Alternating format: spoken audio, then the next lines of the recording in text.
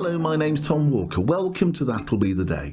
In this podcast, I'm going to be talking to a visually impaired disability campaigner about accessibility difficulties he experienced at the Eden Project and his wider views on equality. But before we hear from Alun Davies, if you like the music at the start of this podcast, it's a track called That'll Be the Day by the Liverpool band The Vow. And as always at the end of my podcasts, I'll be featuring a track by the band. To find out which one it is, stay tuned. Now, when I read a post on social media by Alun Davies, who's totally blind, about the problems he experienced at the Eden Project, I was keen to find out more. Alun is a well-known disability campaigner, and I suspected he'd have plenty to say, both about the access problems at the project and more generally on the question of what is equality. And let's just say Alun didn't let me down. And hopefully joining me now on the other end of this Zoom call is Alun Davies. Alun, how's it going? I'm doing well, thank you, Tom. Thank you for inviting me to join you on the podcast. You're welcome. Perhaps we ought to tell people, purely for the purposes of transparency, that we've known each other for many years, including at what was Worcester College for the Blind.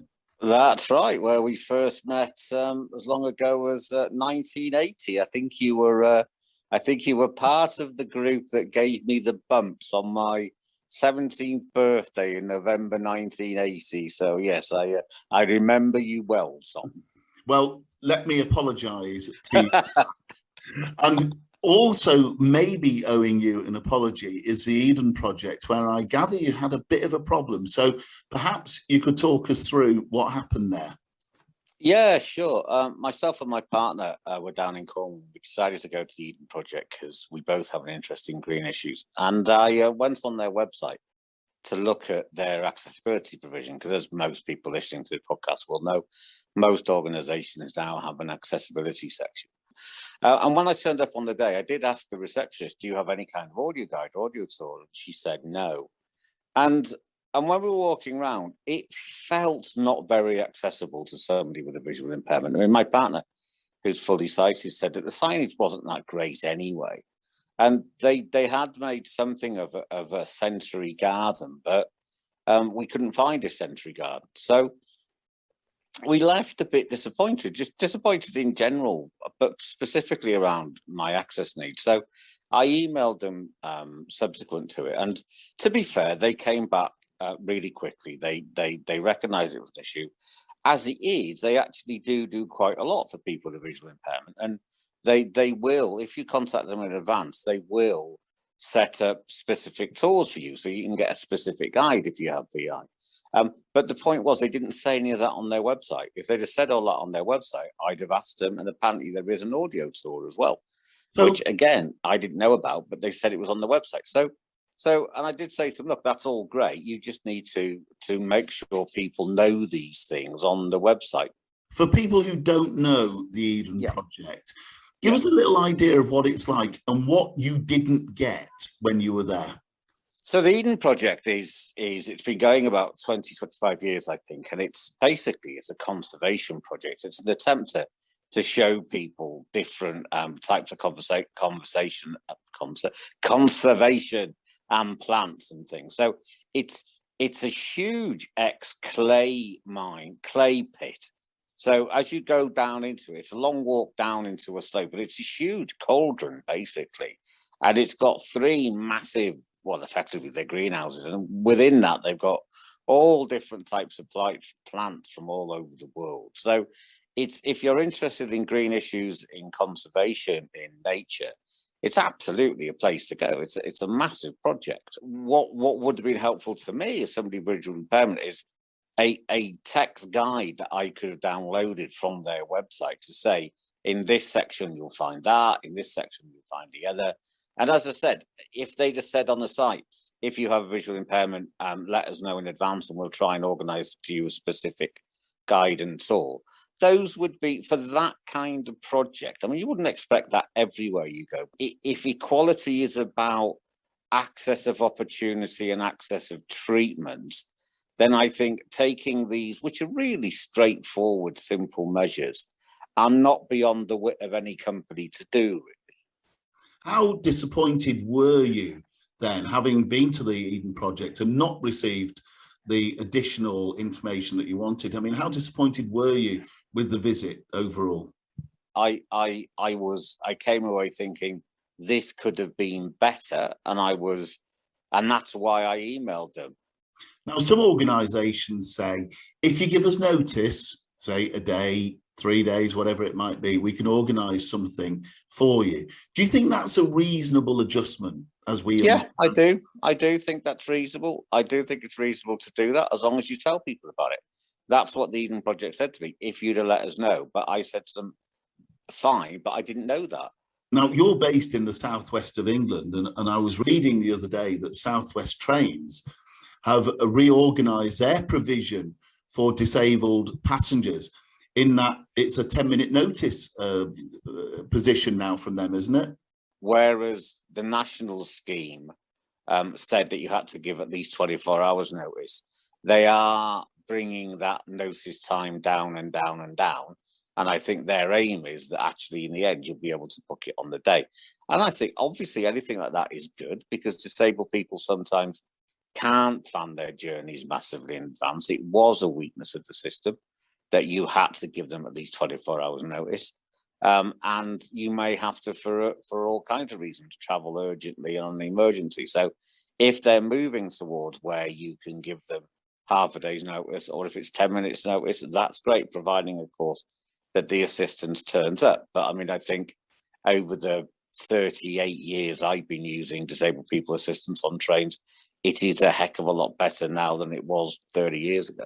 Yeah, that's interesting. I mean, I think my perception overall would accord with yours. And that brings me on to this whole question of equality, because when I saw a post on social media regarding the Eden Project, I thought, who better to speak to than a disability campaigner about equality than Alun Davies? And it got me wondering, what is equality? What are we as disabled people entitled to expect?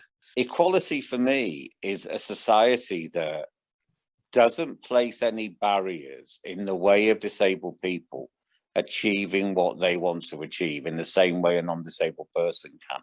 So I don't mean by that I should be given facilities and the right to fly a plane as a commercial license, because there is no way you could ever do that. And even if they put the technology in, I wouldn't go in a plane which had a blind pilot.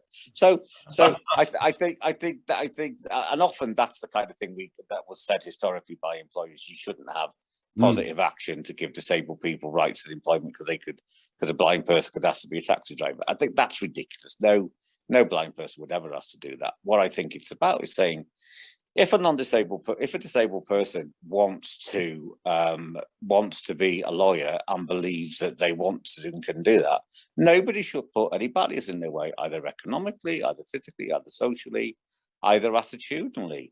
Nobody should turn to you or I and say, Tom Walker. Nobody should have ever turned to you and say, Tom Walker, you can never be a journalist, because let me tell you. Yeah, I'm sure they have. But they will have done that based on their assumptions and preconceptions as non-disabled people. They wouldn't have said to you, Tom, you want to be a journalist. You tell us how we are stopping you from doing that. What barriers are we putting in your way that's stopping you, as somebody with VI, from being a journalist? That's what I mean by equality. It should be about the organisations recognising that they place barriers in the way of disabled people, that the barriers are not ours, because traditionally, historically, of course, society thinks that disabled people are, quote, disabled by their bodies, i.e. by what is, quote, wrong with us. But for me, I've always understood for many, many years that the main barriers to me doing something, to me being a counsellor, for example, weren't my ability to be a counsellor, because as you know, Tom, I've got a gob on me. I'm perfectly capable of advocating for myself and for others. I've known a bit about politics. So actually the job of being a counsellor, what the barriers getting in my way were the local authority prepared to pay me reasonable travel expenses? Were they prepared to get information to me in an accessible format? And was the political party I wanted to represent also able to do that? And those were barriers that those organisations had the ability to change. And also, I do believe in positive action. I don't call it positive discrimination, because I don't think that term works.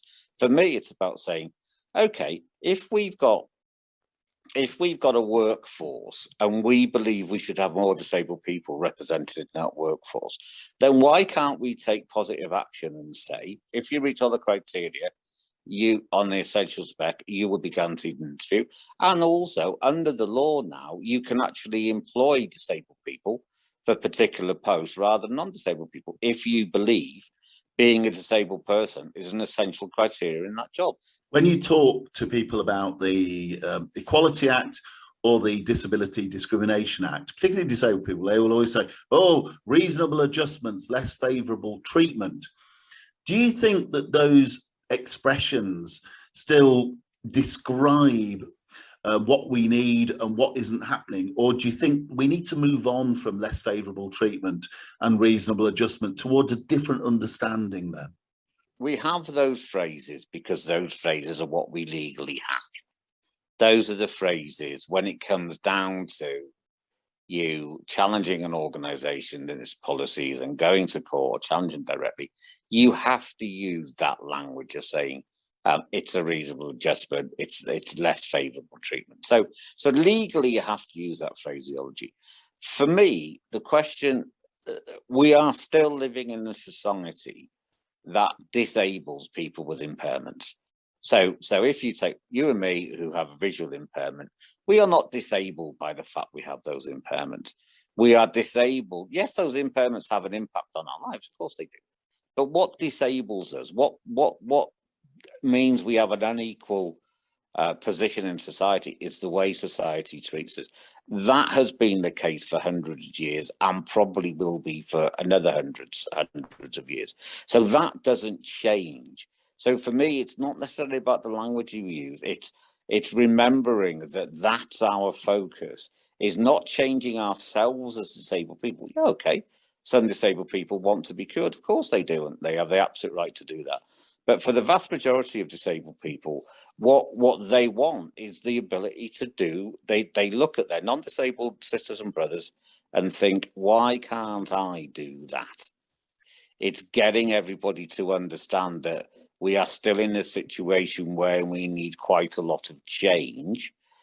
Yes, I accept nowadays that rather than I did a few years ago, that change has to be evolutionary and we have to achieve it by working with people and not shouting at them. I spent 20 years of my political life shouting at people, which, okay, perhaps we argued in those days we needed to, but I've certainly learned that now the best way of changing something is being nice to somebody and trying to work with them. So with the Eden Project, I could have wrote a really stroppy email and gone straight to the local paper. Now, that may have had an effect, but actually what it would have done is definitely would have wound up the Eden Project. Whereas by being reasonable in my email, okay, I was clear, but I was reasonable, I was fair, I wasn't rude. That's a much better way of trying to bring about change. When you look at the protests that took place before the Disability Discrimination Act became law in 1995, that did involve quite a lot of shouting. Do you think that was just a case of we had to adopt those tactics then, but now we need to do things differently? I think that's right. I mean, I was involved in those actions. I was part of those. I took part in several protests against children in need and Telethon. I was actually punched in the face at an anti-children in need demo. And I was on the streets outside Telethon, and I was part of a demonstration in 1993 where we blocked 2 buses in Manchester because a wheelchair user with us couldn't get on the bus. So I was part of those actions. I think where we were then, given the level of oppression disabled people experienced then, given the fact that nobody listened to us. And I was telling somebody the other day that back in 1983, the then Minister of Disabled People, who was somebody Butcher, I think, actually got up in the House of Commons when they were debating a disability rights bill and said, the disabled don't need rights, they just need goodwill. And that was only 38 years ago. Yeah. And even when we were debating the disability, I remember people like Ruth, what was she? She was the chief executive of the Institute of Directors. I can't remember her second name, but she used to turn up on the Today programme regularly.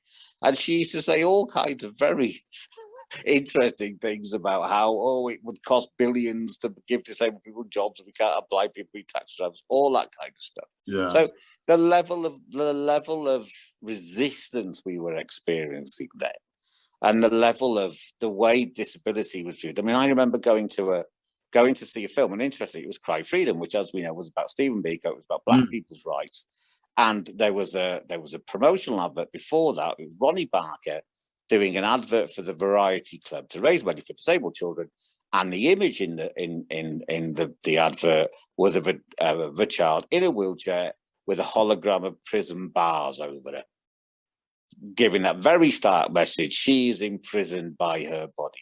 I mean, what is more disgraceful than that? Saying basically that child's body was completely rubbish.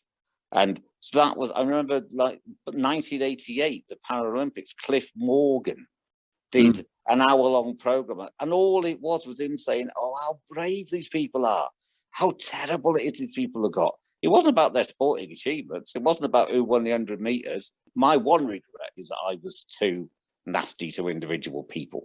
I reduced some people to tears, which I should never have done. Politics should never be about that. But in terms of the radical nature of what we were saying, yes, I think direct action then was necessary. Most liberation struggles for freedom have had to use direct action at some point. Ideally, non-violent direct action with civil disobedience, which is stuff I prefer. So I think it was necessary at the time. Do I think it's necessary now? What I would say is that the lives of many disabled people have improved because of the Discrimination Act, because of the Equality Act, and because of lots of other changes. There are still lots of disabled people who experience extreme difficulty, particularly people with learning difficulties, particularly people with mental health issues. So by no means is the world perfect. One area where there's still a long way to go is in employment. And 26 years, in fact, after the Disability Discrimination Act, disabled people are still underrepresented in many workplaces. Why do you think that is, and what needs to be done? I think for me, a lot of it goes back to the barriers I was talking about, particularly attitudinal barriers about employers having a stereotype perhaps in their minds about what a disabled person can or cannot do. I mean, I remember back in the late 80s going for an interview for a social work job, and I was being interviewed for an hour. They spent 5 minutes talking to me about my ability to be a social worker and 55 minutes about how I was going to actually get from A to B. And the onus was very much on me to give them the answers, rather than what they should have done is said, look, we pay all our sighted drivers, people who are sighted, we pay them a mileage allowance, so we will meet your taxi costs. And then the conversation would have lasted 20 seconds. So it's about, I think, perception. It's about, I think, stereotypes. It's about, I think, in some cases, employers thinking, oh, this is going to be too much work. This is going to take too much effort, and it's going to cost too much. Because despite all of the publicity, a lot of employers still don't know about access to work. And as you and I know as disabled people, getting access to work sometimes might not be the easiest thing on earth.